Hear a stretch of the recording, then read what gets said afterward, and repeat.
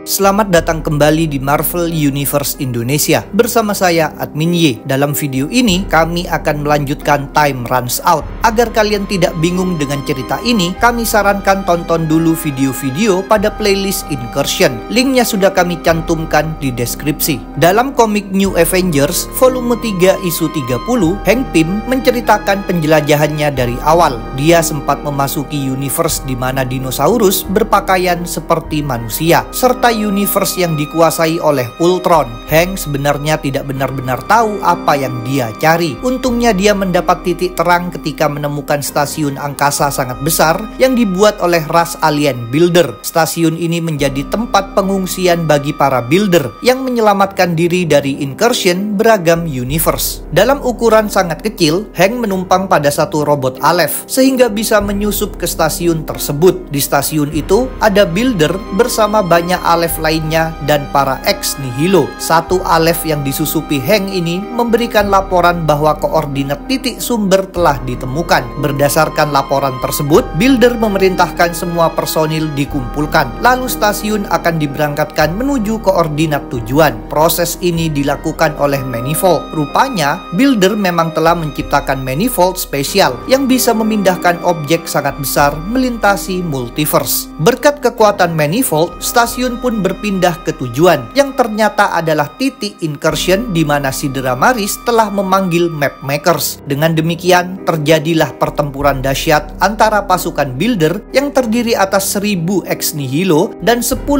Aleph menghadapi banyak sekali si Dramaris dan Mapmakers. Melalui pertempuran ini, Builder menawan satu Mapmaker dan memeriksanya. Berkat pemeriksaan tersebut, mereka bisa mengetahui lokasi Ivory Kings alias bangsa Beyonder. Seperti yang pernah dikatakan Black Priest, Ivory Kings memang bisa dilacak melalui Mapmakers. Seperti sebelumnya, Manifold memindahkan stasiun menuju lokasi. Sayang sekali, pemindahan kali ini berujung bencana. Bangsa Beyonder rupanya terlalu kuat bagi Builder. Ujung-ujungnya ras Builder dan segala bawahannya dibantai habis oleh bangsa Beyonder. Di tengah cerita Hank ini, muncul satu anggota lain Illuminati, yaitu Kapten Britain alias Brian Braddock. Dia menceritakan bahwa Kapten Britain Corps juga mengalami hal serupa. Corps memang ikut menyelidiki incursion setelah mereka kehilangan 20 anggota Corps dalam satu minggu. Pada akhirnya, Corps berhasil menangkap satu Mapmaker. Di markas Corps yang disebut Starlight Citadel, mereka memeriksa Mapmaker tersebut. Sayang sekali, mereka sebenarnya telah terjatuh dalam perangkap. Melalui Mapmaker itu, lokasi Citadel bisa dilacak oleh bangsa Beyonder yang kemudian mengirimkan banyak sekali Mapmakers untuk menyerbu tempat tersebut. Semua anggota Corps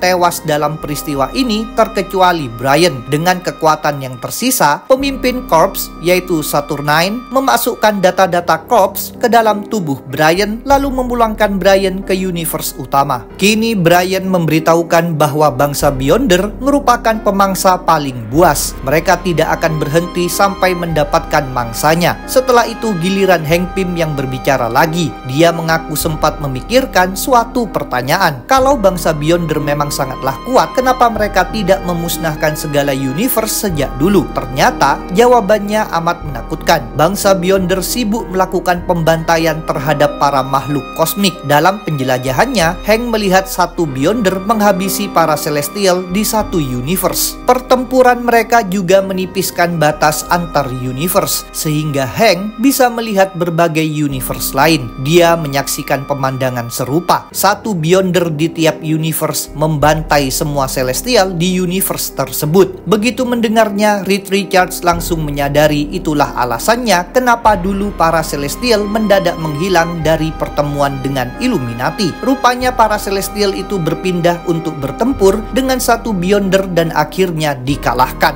Seusai bangsa Beyonder melakukan pembantaian, Hank dalam ukuran kecil masih bersembunyi pada bangkai salah satu robot Aleph. Dalam persembunyian ini, dia melihat kengerian lain yang bahkan lebih dahsyat. Dia menyaksikan 3 Beyonder membunuh bermacam-macam makhluk kosmik lainnya, yaitu Eternity dan Infinity yang merupakan perwujudan ruang dan waktu di universe. Master Order sang perwujudan keberaturan, Lord Chaos sang perwujudan kekacauan, serta In-Betweener sang perwujudan keseimbangan antara aspek-aspek yang bertentangan. tangan. Kalian ingin tahu tentang Eternity atau Lord Chaos dan Master Order? Kami sudah pernah membuat videonya. Karena menyaksikan pembantaian kosmik tadi, pikiran Hank sempat menjadi gila. Untungnya, pikirannya pulih lagi setelah Eternity dikalahkan. Ketika masih memikirkan segala yang baru saja terjadi, Hank melihat kejadian mencengangkan lainnya, yaitu kemunculan Living Tribunal, sang hakim multiverse. Kalian ingin tahu tentang Living Tribunal? Kami sudah pernah membuat videonya. Berikutnya terjadilah pertarungan antara Living Tribunal melawan 3 Beyonder. Hasilnya tidak jauh berbeda dari pertarungan tadi. Ujung-ujungnya Tribunal tewas dibunuh ketiga Beyonder tersebut. Mayatnya terpecah menjadi banyak bagian dan tersebar ke segala universe. Dalam video Incursion bagian ketiga, sudah disebutkan bahwa di universe utama, bagian mayat Tribunal terjatuh di bulan dan dilihat oleh Tony Stark. Setelah melihat kejadian menakutkan ini, Hank Pym merasa sudah cukup berada di sana. Dia memutuskan untuk melarikan diri. Dia pergi secepat mungkin hingga sekarang berhasil tiba di universe utama. Sambil tertunduk lesu, Hank memberitahu para hero bahwa semuanya sudah berakhir. Para makhluk kosmik menghabiskan waktu miliaran tahun membangun multiverse, sedangkan bangsa Beyonder dengan gampangnya melakukan pemusnahan. Umat manusia tidak mungkin bisa menang menghadapi mereka. Manusia sama sekali tidak punya harapan. Dalam komik Avengers volume 5 isu 41, di wilayah kekaisaran alien Shi'ar, Mentor menemukan ledakan bintang yang mencurigakan. Dia pun melakukan penyelidikan. Sampai akhirnya dia mengetahui tentang Incursion.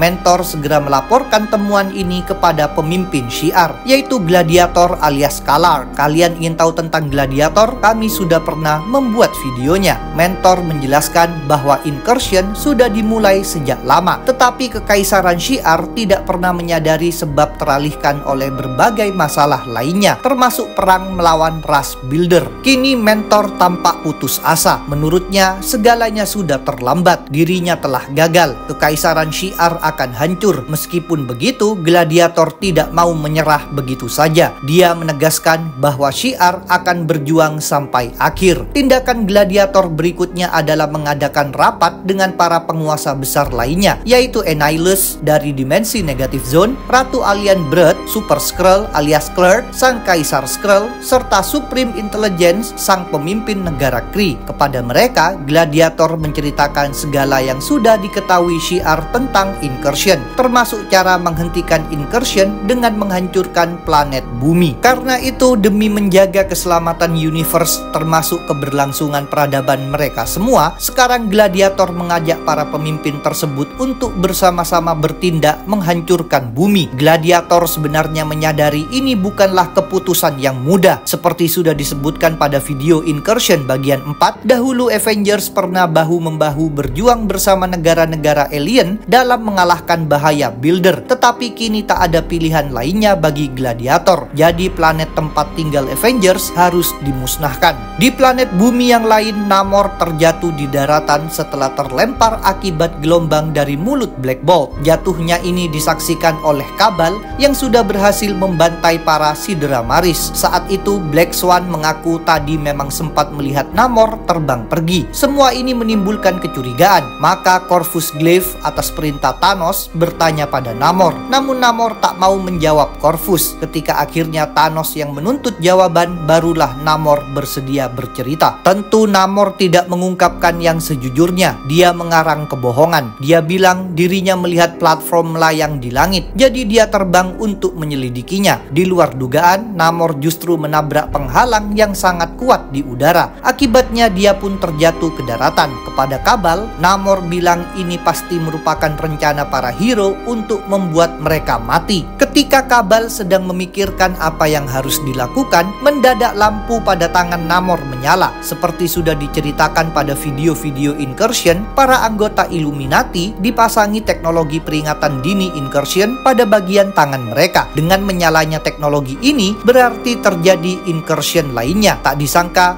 bumi yang didatangi Kabal ternyata mengalami 2 Incursion sekaligus. Black Swan mengatakan, peristiwa semacam ini disebut simptom Taputu dan merupakan hadiah dari Rabum Alal, sang penghancur agung. Incursion kedua ini memberi peluang bagi Kabal untuk selamat, sebab perisai energi dari platform layang hanya menghalangi akses akses ke universe utama. Cabal masih bisa memasuki bumi yang lain lagi. Maximus memeriksa peralatannya dan memberitahu bahwa titik incursion kedua ini berlokasi 1600 mil jauhnya. Jadi mereka harus buru-buru pergi sebelum bumi yang mereka tempati hancur. Black Swan pun menciptakan gelembung energi yang mengangkut Cabal dan segera terbang menuju titik incursion. Ketika mereka semua berada di udara, T'Challa di platform layang meledakkan bom antimateri sehingga planet bumi pun meledak hancur. Efek ledakan ini juga sekaligus melemparkan Cabal ke bumi tujuan mereka. Di air, Cabal berjatuhan. Mereka tentu penasaran bumi macam apa yang mereka masuki. Mereka kemudian menyadari di dekat mereka ada penghuni bumi tersebut. Ternyata dia adalah Reed Richards alias Maker.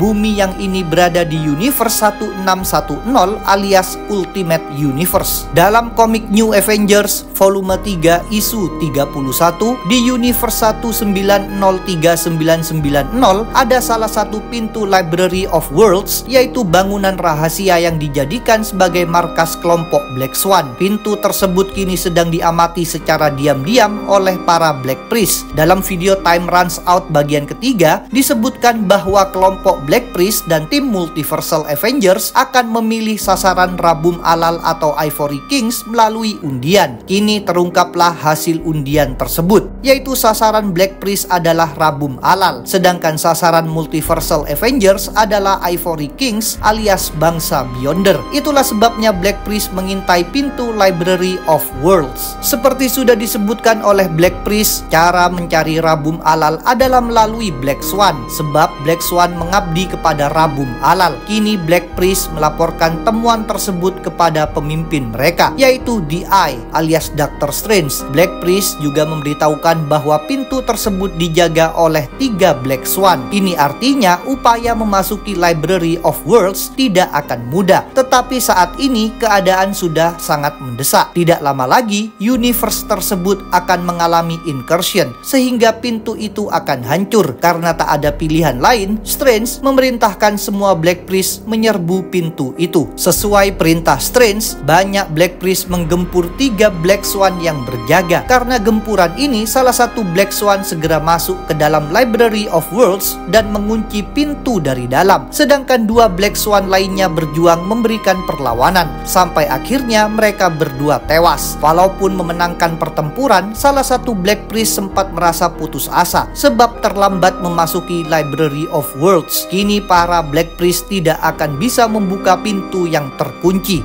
Tak disangka Strange ternyata sudah punya solusi untuk masalah ini. Dia memberi perintah kepada seorang Black Priest lainnya yang kemudian menunjukkan sebuah kunci. Dengan memakai kunci ini, pintu Library of Worlds akan bisa dibuka. Black Priest tersebut memperoleh kunci itu dalam salah satu bentrokan melawan Black Swan yang sudah kami ceritakan dalam video Incursion bagian keempat. Berkat kunci itu, Strange bersama Black Priest akhirnya bisa memasuki Library of Worlds. Di dalam situ ada banyak jalur sehingga Black Priest kebingungan harus memilih yang mana. Maka Strange memakai sihir untuk memeriksa jalur mana yang paling sering dipakai. Strange bersama Black Priest lalu menyusuri jalur tersebut. Dalam perjalanan ini, mereka melihat hal-hal menakjubkan. Misalnya makhluk berakal yang sudah lama hilang yang memiliki pengetahuan tersembunyi, serta ada pula wadah penyimpanan data yang dibuat dari cahaya. Mereka juga sempat melewati jalan yang membingungkan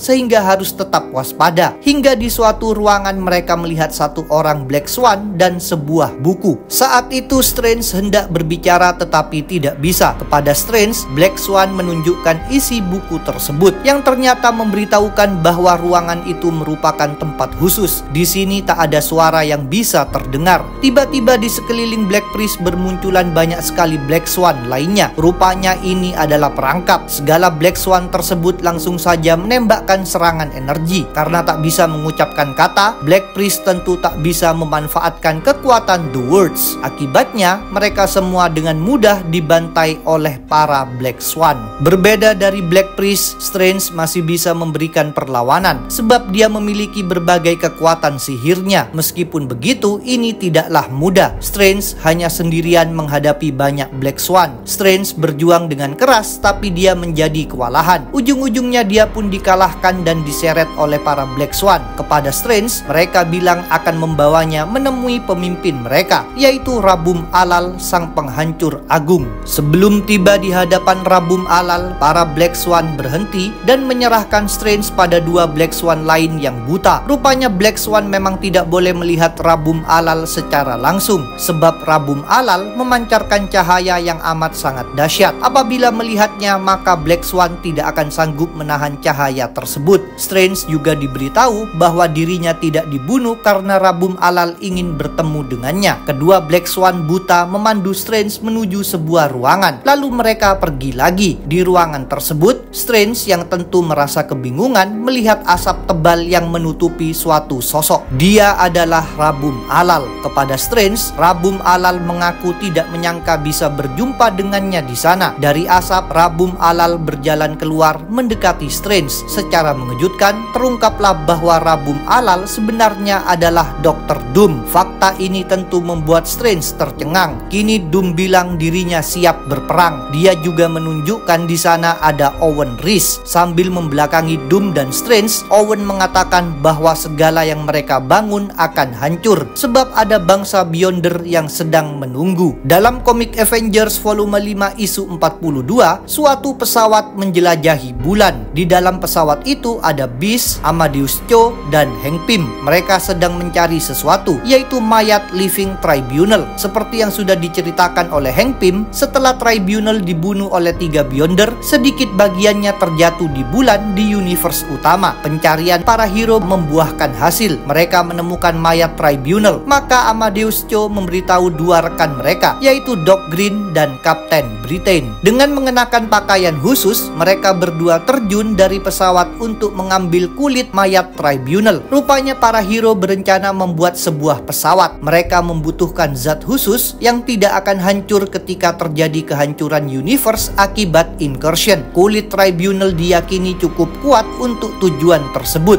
Itulah sebabnya mereka ingin mengambil kulitnya. Cerita Time Runs Out akan kami lanjutkan. Jadi jangan lupa untuk subscribe, like, komen, dan share. Kalian juga bisa bergabung di grup Facebook, like fanpage, follow Instagram, follow TikTok, serta dukung Marvel Universe Indonesia di Saweria. Linknya ada di deskripsi. Sampai jumpa lagi dalam pembahasan tentang topik-topik Marvel lainnya.